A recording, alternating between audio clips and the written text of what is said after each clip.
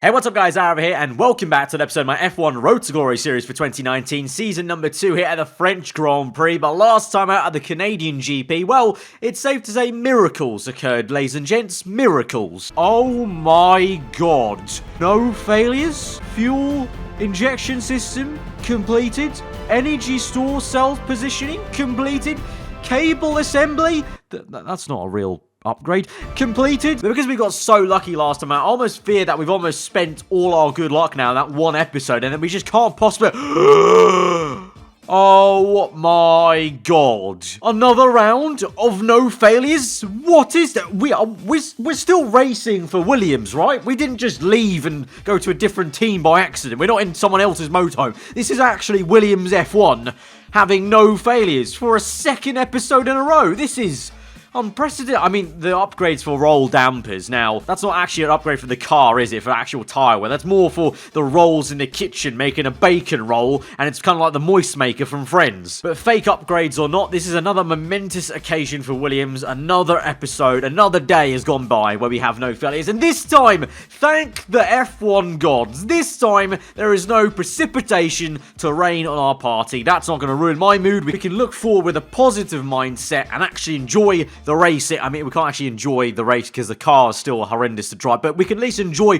the weather and not get soaked whilst we're out there driving the equivalent of a French snail on wheels. But unfortunately, compared to the rest of the grid, some of them have made a step on us. Toro Rosso have re-overtaken us on the R&D chart there, so you can see that one minor upgrade hasn't really done much. Renault got away from us a little bit, but it hopefully means we've saved up enough now for this episode to then purchase further upgrades. And so when we get into the heart of the European season, my aim is to hopefully try and overtake Renault there on the chart there. Getting to McLaren might be tricky. They're looking a lot closer to the top pack than they are really to us, and that's maybe why this has been such a difficult challenge to keep them behind in the constructors, because they literally are almost a top 3 team, becoming a top 4 team there by the R&D standards. But we're going to try our best, obviously keep plodding on. That's all we can really do. But positive signs at least that our team are starting to actually work for once and not just slack off here in the middle of the season. And so we go on then to qualifying. For once, I'm actually not upset going to qualifying. I'm not, my blood pressure's not high. I'm not shaking with anger.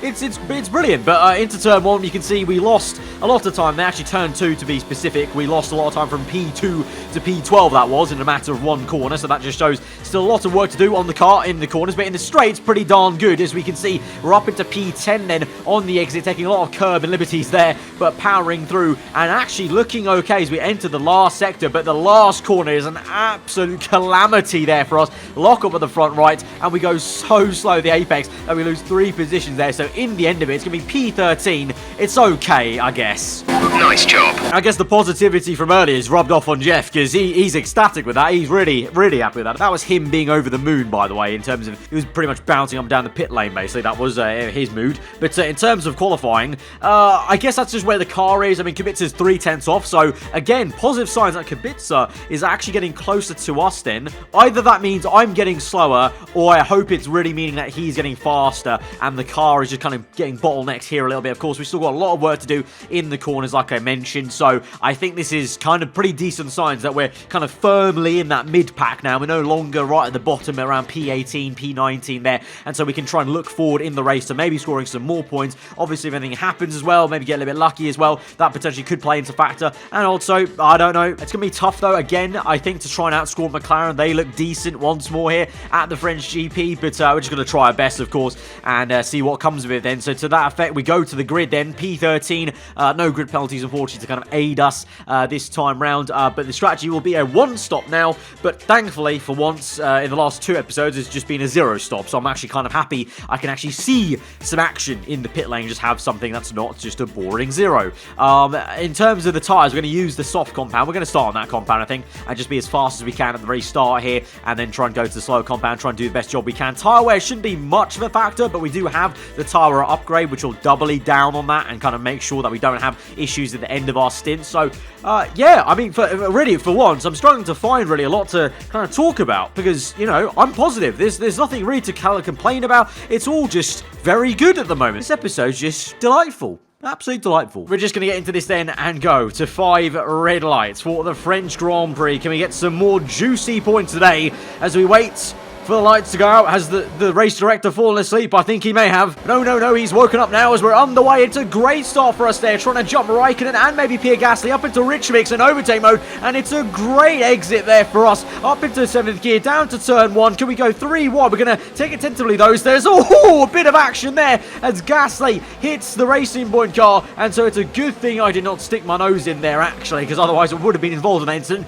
And so we've got the full safety car is called out as Raikkonen's out of the Grand Prix, Hulkenberg's out of the session as well, and so the full core safety car, and so that means 2 laps less for us to do in this godforsaken car. And once again, it's thanks to Pierre Gasly. He's done it again. He's done it twice in 3 episodes. What a lad. Gasly doing wonders for me, decreasing my suffering in this car consistently in this series, it would seem. As we move on now, green flags. You can see the tyre temperatures are non-existent in our car at the moment. There's the rear end just snaps out as we go green onto lap number 4. And as we enter turn 1, you're about to see a lot of understeer as well. And the car just doesn't want to bite in on the front end, even more so than it usually doesn't want to. And so we need to try and get some tyre temps into this. But it's difficult when your car produces minus downforce. It basically creates lift. This car basically is like an aeroplane. The only reason the car doesn't start flying is because it gets weighed down by the fact that Williams have made this car out of brick and mortar. We move on then to lap number 5. Still looking at the back of Pierre Gasly. He's getting away from us though a little bit as he now tries to get Daniel Ricciardo. A little bit of defensive work there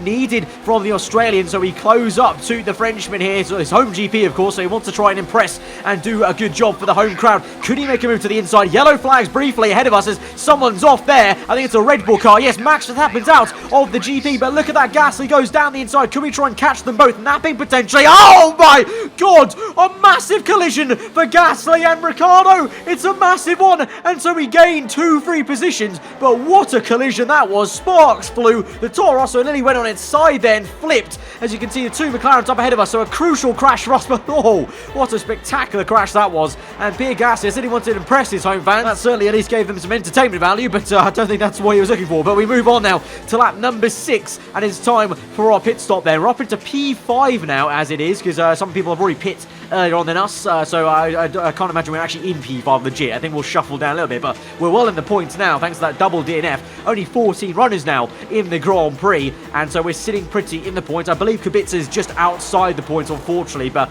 let's just continue on and see what we can do. The next cars ahead of us, like I said, were the McLaren, so it's going to be crucial now. I beg we have some sort of pace to maybe try and catch them up as we get held up a little bit by Valtteri Bottas there in the pit lane, but we remain ahead of Romain Grosjean, and I think Bottas was already ahead of us anyway, so if anything, Bottas has lost time, and you can see there clearly what that was. That was not me making a mistake. That was the car lacking so much grip on cold tyres, it couldn't even go in a straight line. We move then into lap number 7. We're actually P11 as it stands. I hope that's because some other cars are yet to pit, but we've got yellow flags once again, and it's incident behind us there. The virtual safety car is out, and 1 more car's out. It's Romain Grosjean. What is it with Frenchmen at their own Grand Prix? Lads, you're meant to try and stay in and have a good result, not crash and entertain the fans. That's the exact opposite of what you need to do at a home Grand Prix. But the virtual safety car then ends, and we tentatively try and gain a little bit of cheeky time on Valtteri Bottas there as we try and chase after him. But really, I'm hoping that we're going to be getting some more free positions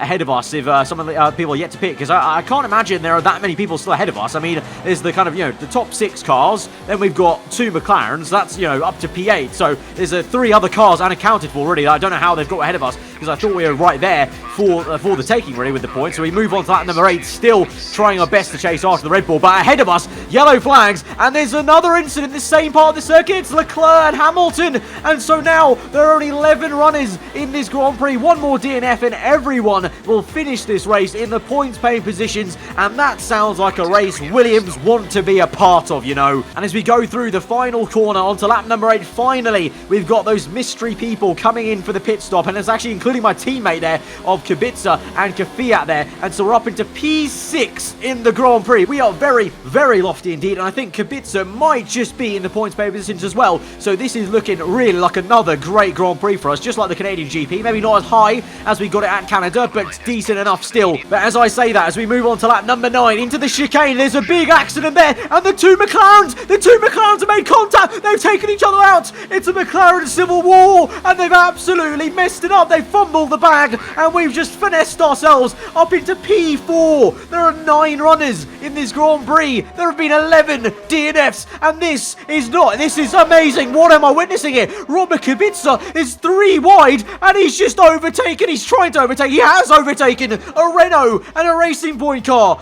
Unbelievable scenes. Everyone, stop what you're doing. Robert Kubica has just pulled off a worldly overtake, and he's up into P5. Williams are running P4 and 5. P4 and 5.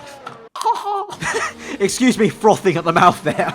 I can't believe what I'm seeing. P4 and 5. 9 runners left in this Grand Prix. This has been an absolute madness. This is raucous behaviour. 3 laps to go.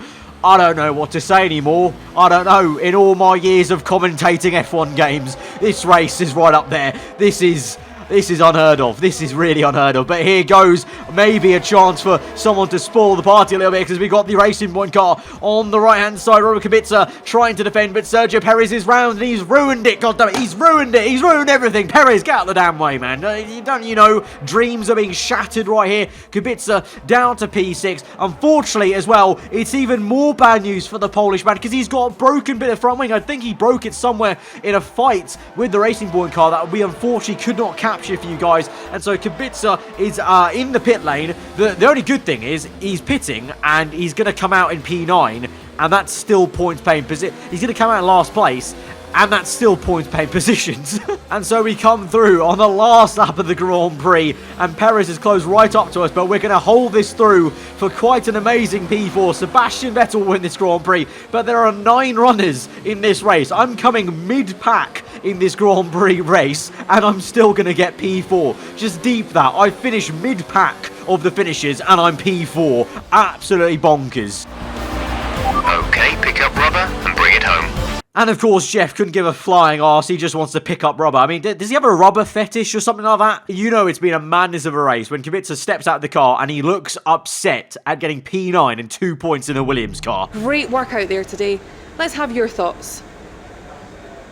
You were cutting your way through the field during the race. Yeah, I was cutting my way through the field. I mean, it's pretty easy when the other people around us are cutting themselves up, basically, and they're all just, well, I don't know what they thought it was, demolition derby or something like that, but, yeah, no one had as much grip as us, you know? We had all the grip to stay on the road. We all underestimated you, didn't we? I think you underestimated the team, Claire. I mean, when we band together, we all pray hard enough with holy water, the Bible, and many, many prayers and circles of prayers in churches the night before the Grand Prix. Great things can happen. Really, great things can. Appreciate your time. So that has been one rather interesting French Grand Prix. 9 runners in that, and in the end we beat both McLarens, and so that's a very decent result for us. We're still P6 in the Drivers' Championship, but Constructors, more importantly, we are now ahead of McLaren. Not by too much, though. Not by too much. Only 4 points there, so that's how much McLaren had over us there. So even a madness of a race like that, where we get P4 and they get 2 DNFs, we're still only 4 points ahead, so it shows how close this fight is going to be. But absolutely amazing to get back ahead of them, you know, just try and keep that momentum going, basically, because that's not going to happen, obviously, every single race. So, yeah, it's good to kind of make the most of it when it does happen and comes to us then. And so we get 400 extra resource points for a pretty easy contract objective about practice programs. So that's very decent. We've got over 2,000 points to spend now. So we're going to go ahead and buy 2 more chassis upgrades. We're going to go for a major upgrade on the weight redistribution to hopefully get a bit more balance in the corners of the car, and also another tyre upgrade as well, because I did kind of think about doing an air upgrade, but all the air upgrades are either an ultimate or 2 majors, and that's just going to take too much time. And I think at this phase of the Grand Prix, whilst we're such in a close battle with McLaren, I feel like smaller, quicker upgrades are the way to go, personally, for me. So guys, if you did enjoy that absolutely bonkers French GP episode, then be sure to smash the like button. Let me know what you thought in the comments below. If you are new around here to subscribe for weekly Formula content, I've been aarava. Have a good day. I'll see you guys next time. Goodbye.